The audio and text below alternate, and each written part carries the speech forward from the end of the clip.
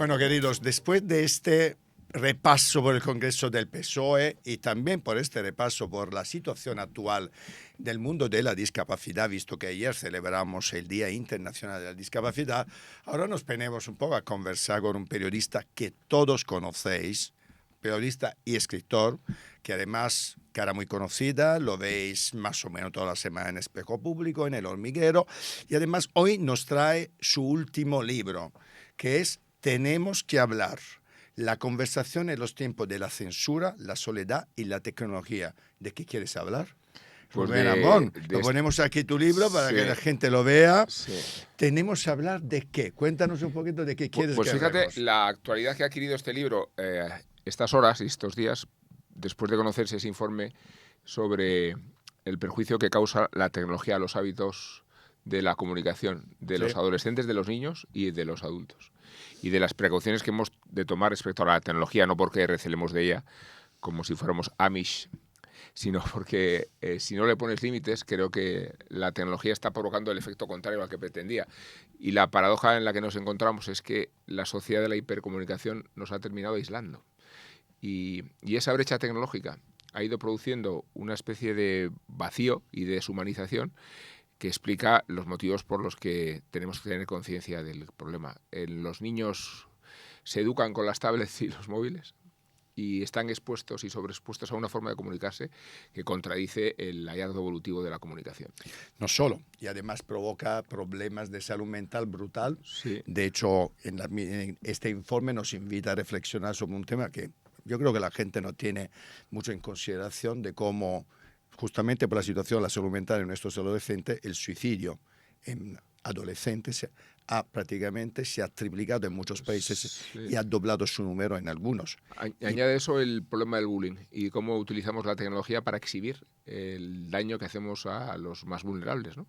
Y de cómo, pervirtiendo instrumentos de comunicación, obtenemos casi una patología social, que además está bien descrita en los hábitos de adicción que provocan las redes sociales, las plataformas más agresivas, y que explicaría también por qué el gobierno de Australia, en una iniciativa Sí, señor. más o menos posibilista o más o menos ingenua, ha limitado el uso de las redes sociales para los menores de 16 años. ¿Por qué te parece ingenua?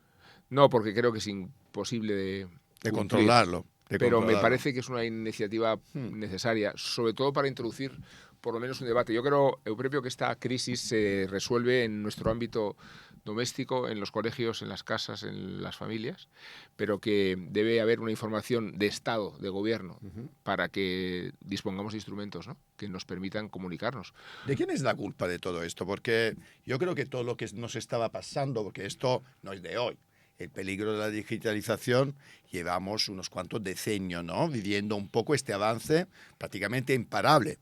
Pero justamente aquí con José Antonio Marina hablé de la inteligencia artificial y él me dijo que empezó a hablar de inteligencia artificial en Harvard en 1956. Te estoy hablando de unos cuantos decenios. Es decir, que en realidad la culpa de que no se hayan preparado en un cierto sentido los límites, ¿no?, Sí. para este avance, o por lo menos de supervisar este avance, yo creo que son claros de quiénes son, ¿no? De gobierno por un lado, de las empresas tecnológicas que han podido moverse sin tener ningún tipo de regulación. Eso no había legislación, no había regulación, y lo que sí tenemos ahora, respecto a años anteriores, es un espacio de diagnóstico que nos permite evaluar cómo se ha comportado la sociedad por el modo en que se han generalizado estas nuevas tecnologías. Hubo un tiempo en que estaba acordado por la comunidad académica que los chavales estudiaran con la tablet en lugar de con los libros, para aliviarles el peso de las mochilas, subestimando el problema de estar conectados sistemáticamente. Fíjate, tú hablas de los antecedentes. Eres italiano y no te tengo que decir quién es Giovanni Sartori y en qué términos y con qué elocuencia nos habló del Homo Videns respecto a el peligro de que una extrapolación visual de todo lo que vivimos nos sustraiga a la capacidad de abstracción. Y no tenemos desarrollo de la capacidad de abstracción porque siempre existe una imagen a la que aferrarnos para explicar. Y en lo que han convenido también la comunidad educativa y las experiencias más elementales es que la presencia de los móviles nos ha pervertido la capacidad de prestar atención. No prestamos de concentrarnos, atención. De concentrarnos. Y la segunda consecuencia es hemos perdido la capacidad de hacer discursos elaborados. Precisamente porque Bueno, se pero nos para pide eso tenemos urgencias. nuestros políticos, ¿no? Y ahí hago un salto pindárico, como sabemos decir en Italia, un salto de 360 grados a la política, ¿no? Porque cuando hablamos de soledad, ¿cómo no referirnos a la situación absolutamente terrorífica que estamos viviendo en política desde hace ya unos cuantos años? Sí. Tú conoces mucho el mundo italiano, la política italiana. Hemos hablado mucho, de hecho, de política italiana, de la italianización de la política española. De la Lo francesa que pasa, últimamente. efectivamente, lo que Sí. pasa es que ahora mismo en España yo creo que hemos superado con creces todos los problemas que ha tenido la política italiana y que sigue teniendo, ¿no? Sí. Estamos en una situación de polarización brutal. En la DANA creo que hemos visto lo peor de nuestra política. Sin ninguna duda, por lo menos para mí ha sido de lo peor que he visto en política desde cuando he Estoy de nacido. acuerdo. Sin ninguna duda, hemos visto solo políticos tirándose los trastos y sin ocuparse de lo que estaba pasando ahí, que son, recuerdo, 222 muertos, además que miles de personas que ahora Sí. mismo están sin casa y nada, ¿no? ¿Cómo hemos llegado a esto? Mira, cuando hacemos elogio, y debe hacerse, de la democracia representativa, pensamos que quienes ocupan el espacio parlamentario tienen que dar ejemplo con la conversación y con la tolerancia, ya que hablamos de tenemos que hablar. Y en esta crisis que acabas de mencionar, lo que sabemos es que el líder de la oposición no ha hablado con el presidente del gobierno. Sí, Y que el esto yo lo he destacado desde el primer día y he estado contando los días para ver cuándo se iban a hablar personalmente, por lo Sí. menos. Y Que no, el presidente del gobierno seguimos sin que y el hablen. presidente de la comunidad autónoma han hablado para no hablar, ¿no? Sí, sí. Han encontrado pretextos que los mantuvieran alejados. Y no se ha establecido un mínimo compromiso de ejecución precisamente porque prevalece la diferencia sobre el consenso. Digo que creemos en la democracia parlamentaria y así debe ser, pero la obligación del parlamentarismo consiste en dar ejemplo de establecer un espacio de conversación y de diálogo. Y de hecho en el libro reconstruyo el discurso que podría hacer cualquier político a partir de los lugares comunes, de los tópicos y de los clichés, no solo descuidando las obligaciones con la oratoria, que debe ejercerse en plenitud en el Parlamento, porque nos representa todo, sino porque el vacío del discurso hace peor hablar que no hablar. Casi es mejor que prevalecer el silencio y que las sesiones transcurrieran sin esta dinámica abyecta según la cual en las sesiones de control, ya que hablamos del ámbito de control y de fiscalización, una oposición plantea una pregunta que el gobierno decide no responder y al revés, cuando el gobierno pide explicaciones, la oposición las elude. Yo creo que estamos en una dialéctica perversa. A propósito de dialéctica perversa, me gustaría preguntarte, visto que es un tema de actualidad, ¿qué opinas del hecho que en el Senado se haya celebrado esta especie de convención de la ultraderecha, en la cual Jaime Mayor Oreja, que sinceramente creo, no sé qué le ha pasado, ¿no?, en su vida, que Sí. nunca ha sido un político que a mí personalmente me haya gustado, nunca estamos a la antípodas, ¿no?, pero desde luego nunca le había visto ser prácticamente negacionista del darwinismo, entre otras cosas, ¿no? Por lo que no lo sabéis, es una convención, una reunión, no sé ni cómo llamarla, en la cual había políticos que quieren que a los homosexuales nos maten, por supuesto antiabortista, etc., etc., etc. ¿Cómo ves este tipo de manifestaciones en nuestra casa, en nuestras ciudades y en este caso en el Senado? Yo creo que la sociedad está madura para aceptar un discurso tan oscurantista como este. Pero no en ¿Pero ese, se debe o no pero escucharle en un lugar público como el Senado? No, iba a terminar la frase. Perdón. Pero no en ese espacio. O sea, el debate está, son perfectamente defendibles, desde luego no la homofobia, desde luego no el creacionismo, desde luego no el terraplanismo, pero es de respetar quien tenga una percepción del aborto por supuesto, y que en términos religiosos considere que es un totalmente don de Dios. El problema es que ese no era el debate adulto, sofisticado, que se concibió en el Senado.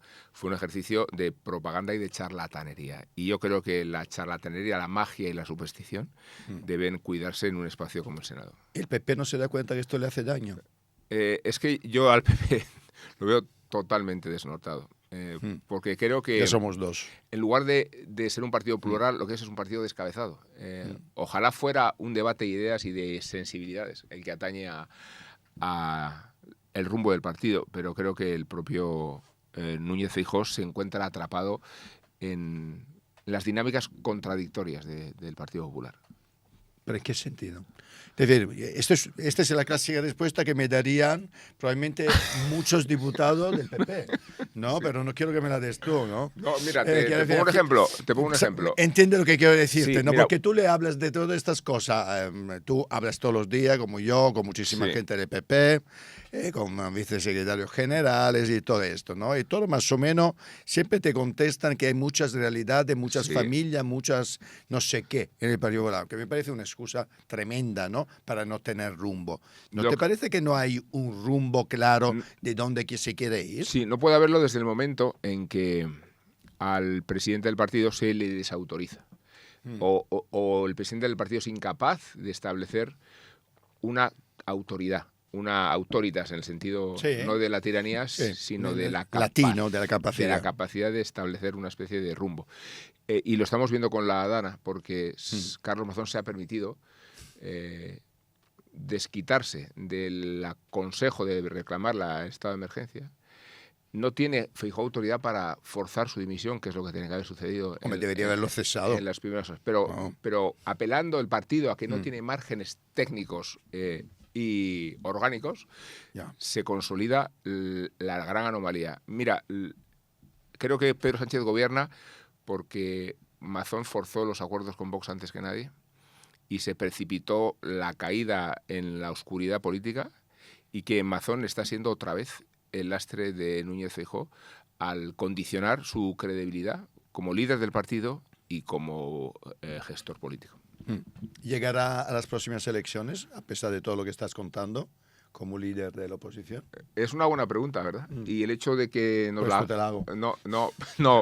Pero creo que es interesante hacérsela, porque si no formara parte de las posibilidades, ni siquiera se te ocurriría, ¿no? O sea, resultaría insólito. Pero ¿cómo es posible que tal como se encuentra la mayoría gubernamental, estemos hablando de la crisis de la oposición? Sí, señor. Y tiene sentido hablar de la crisis de la oposición. Hombre, por supuesto. Oye, y que antes hemos tenido en el programa a la vocal del Congreso, del 41 Congreso del PSOE, la Emma López, que conocerás, supongo. Sí. ¿Qué opinas de lo que ha pasado en el Congreso? ¿Cuáles son, desde tu punto de vista, los titulares más relevantes de lo que hemos visto este fin de semana? No te he visto, no estabas, ¿no? No estaba. No te he visto.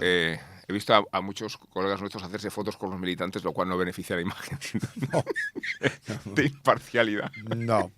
El fanatismo No, he visto que el Partido Socialista se ha organizado un efecto invernadero, se ha protegido de sí mismo en un espacio de reclusión, que la tormenta eléctrica está afuera y estaba fuera y sigue fuera, y en cuanto el Congreso a gloria de Pedro Sánchez se ha disuelto, se han vuelto a encontrar con los mismos problemas que tenían, y me refiero al escenario judicial, a la inestabilidad parlamentaria, a los problemas derivados del caso Begoña, de Víctor de Aldama y sobre todo de Ábalos. A mí lo que más me impresiona de ese Congreso es cómo han conseguido trasladar la idea de que Ábalos no era de los suyos, que Ábalos no era secretario de organización, que Ábalos no era ministro de Pero esto requiere mucha habilidad, ¿no?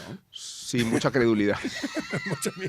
Quiero decir que porque estamos hablando de un ministro y de un cargo nuclear que actuaba a título nuclear y que es el paladín de la moción de censura que condujo a Sánchez a la Moncloa en nombre de la regeneración. Oye, ahora vamos a hablar de una polémica televisiva, porque como los dos... Que viene, sí, hombre, por favor. Imagino que no te quería, que no te iba a preguntar, ¿no? No tengo ningún problema. Has dicho una cosa que en el hormiguero, que viniendo de ti me ha sorprendido un poquito. En el hormiguero tú has comentado que detrás de la revuelta, programa de éxito competidor del hormiguero, hay un plan siniestro. Siniestro, me lo hay parece. Un plan siniestro, ¿pero de quién? ¿De Pedro Sánchez, del gobierno? Pero yo no sé dónde está la perversión de complot. Es que yo no... O sea, es tan evidente... No, pero explica por qué tú crees que lo hay. Bueno, yo creo que... hablamos si quieres hablar un poco de televisión perversa, de todo lo que quieras. No, ¿por qué creo que lo hay? Sí. Pues porque es del todo insólito que una televisión pública sacrifique 30 minutos de telediario, que es un servicio público, para poner en órbita un programa cuyo objetivo consiste en hacer la competencia a una televisión privada, cuando la televisión pública no está para hacer la competencia a la televisión privada, ni mucho menos para convertir la televisión pública en una terminal política desde la que se ejerce intimidación, presión e información respecto a otras cadenas. ¿Qué tiene que hacer la televisión pública? ¿No debería competir a nivel de audiencia con la televisión privada? Bueno, desde el pues punto de vista? entonces que lo hacen todas las televisiones públicas, lo hace la aquí, RAI, la BBC... Sí, Felipe, aquí llegamos a un acuerdo, todos. el acuerdo al que llegamos Sí, es lo que conozco. la televisión pública renunciaba a la publicidad. Sí, que para mí es un error. Bueno, digo, Pero, es el modelo un que hay. error. Digo, Pero bueno, sí lo hay, sobre el modelo vigente, renunciaba a la publicidad sí, para centrarse en objetivos del bien público y de la cosa pública. sí. Y además se abastecía de la publicidad, parte de los porcentajes de publicidad que tenían las privadas. Podemos discutir sobre el panorama mediático español, que es muy anómalo, porque es el único de Europa donde Hombre, hay un duopolio. Y eso es que ya es de por sí es muy insólito. algo absurdamente anómalo, que sinceramente entre tú y yo, visto que lo estamos hablando, no entiendo cómo además se admite dentro de un ámbito Sí, yo creo de la que Unión Europea, porque es único. es insólito. Es El insólito. duopolio es insólito, pero es insólito que una televisión pública que tiene que satisfacer todas las sensibilidades y entre en propaganda directa con un espacio de la televisión privada, con revelaciones, con comentarios y después con... Y tú discutes solo que pase en la televisión pública. sí, claro, solo la televisión pública. Es Porque, decir, que tú crees que en cambio en la televisión privada se puede hacer todo lo que uno quiere. bueno, a nivel de en información, los de límites- propaganda, en etcétera. En los límites de la deontología, del Código Ya, Civil, pero- del Código Penal, perdona, se llama pero- difamación, se llama delito de odio, se llama... No, lo que Pero- quieras, no, tienes unos criterios deontológicos. Pepe, los pero se conoces. están siguiendo desde tu punto de vista los Cuando criterios no, deontológicos en general. cuando no se siguen, hay mecanismos de sanción y Sí. de castigo, los hay. Sí. Empezando por la franja protegida. ¿No te gusta ese tipo de televisión? No, a mí lo que no me gusta es que la televisión pública juegue a ser una televisión privada, no siendo una televisión privada, porque se abastece de tus impuestos y de los míos y de todas las sensibilidades. Y que no se pueden castigar, sacrificar un servicio público como un telediario para colocar a la misma hora el espacio con el que tú quieres dañar la credibilidad y la audiencia del otro programa de una televisión privada. No está para eso una televisión pública. ¿Pero No por lo qué está. crees que se ha hecho? Porque se ha hablado del hecho que así habían emitido noticias que no eran verdad, por No, ejemplo. porque Quiero cuando decir, un yo no lo he espacio... visto, de verdad. No, sí, te entiendo, pero yo sí lo he visto cuando... Yo no lo veo, no porque trabajo en la televisión pública. No, Cuidado. cuando un espacio... No, cuando un espacio honestamente no lo veo. No, yo lo veo, pero clarísimamente. ¿Cómo se ha configurado el Consejo de la Televisión Española? ¿Con qué criterios de elección? ¿Con qué procedimientos de dominio de la mayoría gobernante en los consejeros? Sí. 11-4. ¿Son o no esos consejeros, algunos de los que conocemos bien comisarios, no son comisarios políticos? ¿Qué modelo plural es ese? Pues yo digo que estamos ante un uso propagandista de la televisión. La televisión pública le dedicó muchísimos minutos a hablar de la crisis del invitado Jorge Martín, que no es una noticia. Y es una noticia... Bueno, pero estarás de Que acuerdo no- conmigo que es un debate de competencia que al final creo están llevando dos programas competidores. Pero ¿cómo va a ser la ¿No? televisión pública? ¿Cómo puede ser la segunda noticia del día? ¿Cómo puede ser el objeto Bueno, de no era debate la material? segunda, La segunda. era la segunda bueno. noticia. Sí, sí, era la segunda. La primera no, la segunda sí. Y durante muchos minutos. Es que esto no tiene nada que ver con el Es servicio decir, que público. desde tu punto de vista la televisión pública no debería competir. No, yo creo que la televisión directamente. pública, si se va a utilizar como se utiliza, prefiero que no exista. Y hablo de la... No, pero hablo... no estoy de acuerdo. bueno, ya, estamos No estoy discutiendo. de ¿no? acuerdo para nada. Ah, De hecho, yo tendría publicidad en la televisión Si pública. deja de ser un servicio público, que no se llame televisión pública, que no se financie con los impuestos, y hablo de la televisión española y hablo de las autonómicas, que son instrumentos Sí, de sí, propaganda sí. de partido. Gobierne quien gobierne, Sí, porque sí, sí, no sí, estoy sí. escribiendo una anomalía del Partido Socialista. No, la eso es traslado a todas las autonómicas administraciones. son todas así, A absolutamente. todas las Sí, administraciones. señor. Yo no quiero una televisión pública así. Entonces, ¿qué harías? No, Es decir, si tuvieras que reinventar el modelo de medios en España, ¿qué harías? un modelo... No, Sí. sí, no, yo digo que creo que... ¿Te gusta el italiano, por ejemplo? me gusta el italiano, me gusta el francés. Mm. Me gusta una televisión más plural y con más licencias. Bueno, ahora mismo la RAI es muy plural, querido. No No. sé si has visto, no sé si has Pues visto, mira, televisión no pública. sé si has visto Telemeloni últimamente, vamos. De hecho, se han ido todos los. No la has visto Telemeloni, no, creo que no. Hombre, la RAI era una televisión maravillosa. Lo que pasa es que también la RAI, como sabes, la 1, la 2 y la 3 se repartían un poquito. Sí, por franjas ideológicas. Edición política. Bueno, y acuérdate cuando iba a haber. Democracia Cristiana, Partido Socialista y Partido Comunista. Por no hablar de la anomalía que suponía Berlusconi con su propio imperio televisivo, ¿no? En fin, dejamos este tema porque Sí. es muy complicado. Yo personalmente, como creo que cualquier televisión pública y privada, y yo he trabajado en todas, como tú, en las públicas y las privadas, como yo creo que deberían tener criterios realmente plurales, todas, no solo la pública, también la privada, creo que probablemente hay que un poco pensar un poco más, Sí. ¿no? a todo esto. Ahora, sin ninguna duda, creo que en la privada se está utilizando también la manipulación política de una forma, desde mi punto de vista, brutal. ¿Vale? Sin hablar de nombre, porque no hace falta. Sabemos perfectamente cuáles son los programas donde hay una propaganda política de partidos. Quiero decir que yo creo que la reflexión es una reflexión un poco general, ¿no? Uh-huh. Desde mi punto de vista. Yo creo que criticar solo la pública No, digo me que la parece pública un gran error. No, digo Me que la parece pública un gran error. tiene unos requisitos de pluralidad, de transparencia obligados que no conceden en los mismos términos a las privadas. Porque además las privadas se juegan su credibilidad y su publicidad en función de lo verosímiles o no que resulten. Una televisión pública no puede jugar a sesgar la información a partir de la influencia de un gobierno. Bueno, es que y en este caso yo lo veo palmario. O sea, y te menciono otra vez cómo se ha constituido el Consejo de la Televisión Española, que es un 11-4 que para mí no refleja la pluralidad del Parlamento en absoluto, ¿no? Y que se ha tenido que modificar el sistema de elección precisamente para hacer pesar el peso, a la redundancia, de los consejeros afines al gobierno. Oye, desde tu punto de vista, en cambio, a nivel del libro, volvemos un poco al libro, ¿no? En esta soledad que estamos viviendo en esta sociedad, ¿qué consejo das en el libro?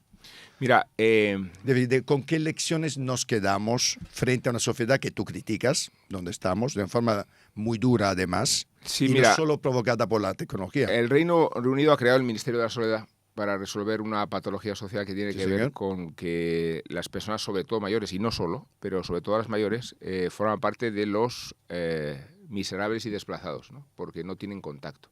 Y pongo como ejemplo un reportaje que hicieron en Espejo Público sobre que a nosotros nos molesta que nos llamen para hacernos ofertas comerciales, pero para mucha gente es la única oportunidad de hablar con alguien. Y desde ese ejemplo, la Cruz Roja diseñó un plan en España de asistencia telefónica a personas con el único propósito de hablar. ¿Qué digo yo? Que hay que tener un estado de conciencia respecto a disciplinarse con el uso del teléfono móvil, porque lo estamos empleando no para relacionarnos, sino para no relacionarnos. Y ahora rompemos una relación sentimental o laboral con un WhatsApp. Sí, señor. Y hemos aprendido a comunicarnos a través de mensajes grabados que tú recibes con un estado de ánimo y yo escribo con otro. Y en esas conversaciones en diferido degradamos tanto la conversación que yo creo que no puede hablarse siquiera de conversación. Hay cafeterías que me gustan en las que pone aquí no hay wifi, intenten hablar entre ustedes, ¿no? ¿Qué propongo yo? Que recuperemos el instrumento evolutivo de la conversación. No tiene por qué ser sublime, no tiene por qué ser metafísica, tiene que fluir y tiene que formar parte de un compromiso de salida. Me interesa lo que dice el otro. Sí, y voy a escuchar lo que dice el otro. ¿No crees que para esto hay que poner como, antes decías que lo que ha hecho el gobierno de Australia te parece que no me parece va a ingenuo, ningún, pero que introduce un debate interesante? Claro. Es decir, ¿no crees que para eso habrá en algún momento, como se está haciendo con los jóvenes, de quitar la posibilidad de usar el móvil en las clases y demás? Sí.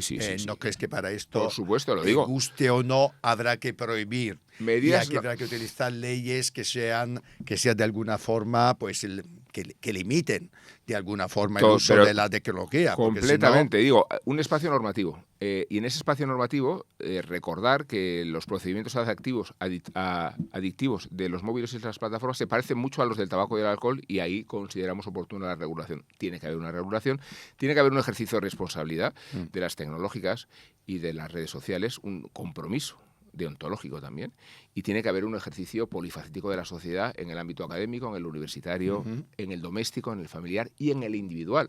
Por eso digo que es una respuesta polifacética a un problema enormemente ¿Crees grave. que llegaremos a eso?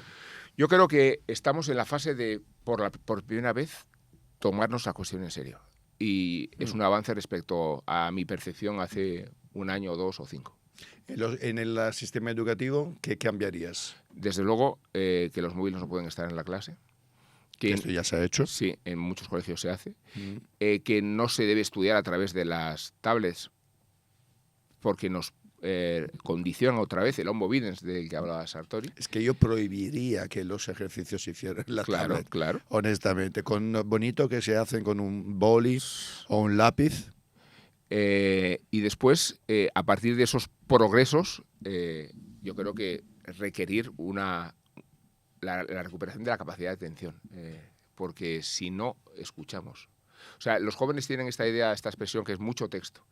Esta idea de mucho texto repele un discurso elaborado, como si se hiciera largo todo lo que contamos un poco los mayores. Fíjate que hemos llegado al extremo de que si a un adolescente le llamas, se considera agredido. La pregunta es, ¿por qué me llamas? Joder, juraría que esto es un teléfono. Mándame WhatsApp, no me llames. No me llames. Yo, en cambio, directamente cuando me mandan un mensaje de voz, les digo, venga, si tienes tiempo para mandar un mensaje de voz, llámame. Y si puedo, te contesto. Mira, ahí tienes un si no, desde luego, no te escucho. Ahí tienes un procedimiento de defensa doméstica. Oye, Rubén, ¿qué estás haciendo? Cuéntame planes de futuro. Has escrito este libro, sigue con tus programas radio, tele. Sí. ¿Qué más? Bueno, estoy en el camino de la retirada. ¿De la retirada? Sí, me acabas de preguntar y te estoy respondiendo. ¿Pero cómo que te vas a retirar? En cuanto pueda. ¿Ah, sí? Sí. ¿Y qué vas a hacer? Bueno, vivir sin estas servidumbres. Como diría un italiano, fatti cazzi tuoi. No, ¿qué voy a hacer? O sea, primero me lo tengo que poder permitir y todavía no tengo el latifundio en fase operativa. Ya tiene que ganar. Vale. Pablo Motos, sube el sueldo, Rubén Ramón. No, quiero decir que me gusta escribir, me gusta ir a la radio y me gusta ir a la televisión, pero me gusta más no ir a la radio, no ir a la televisión y no escribir. Es decir, que te ahorrarías si pudiera, todo esto. Si pudiera, lo dejaría todo. En la medida en que llevo muchos años trabajando, porque la ventaja de ser no prodigio, sino precoz, consiste en que ya son muchos años de cotización, muchos, porque empecé con 17 años y eso tiene que pagarse en algún momento, ¿no? De alguna forma, sí. Pues irme distanciando todo lo que pueda de la actualidad. ¿Por qué estás cansado de la actualidad? Prefiero mi vida sin la actualidad que con la actualidad. Yo tengo una expresión con mis amigos que les molesta mucho cuando cuando termino de trabajar, que es yo apago el taxímetro. Así que, por favor, no sigamos hablando de política cuando hemos terminado la jornada, porque todo lo que me recuerda a trabajar me intoxica. Y en esa capacidad de intoxicación que tiene la actualidad, pues yo prefiero estar en casa. Pero toda la actualidad, no solo la política. No, te fastidia. Tenemos... Si tuvieras un programa de cultura, ¿Lo tengo? solo de cultura. Lo tengo, vale. Lo tengo en Onda Cero, la cultureta. Muy bien. Es verdad que tiene la cultureta. Y me lo paso muy bien. Claro. Pero preferiría no hacerlo. ¿También te ahorrarías la cultureta? Sí. No, fue fenomenal. O sea, te he dicho que mi horizonte... ¿Y vas a heredar en los próximos meses? No. Además no juego a la lotería. Pues me parece que... Y tengo un hijo estudiando, pues, que está estudiando en Roma, por cierto. Muy bien. Y un hijo de 30 años, de 20 años, sabemos que será independiente y autónomo dentro de 30. O sea que... Es decir, que te toca todavía mucha cultureta. Sí, pero te prometo que esto que digo no es un farol, es una no, te creo. Es un convencimiento. Te creo. Y es una expectativa también. Y además estoy de acuerdo contigo que al final yo personalmente creo que efectivamente contamina la actualidad. Si no tienes una capacidad de abstracción, te contamina mucho.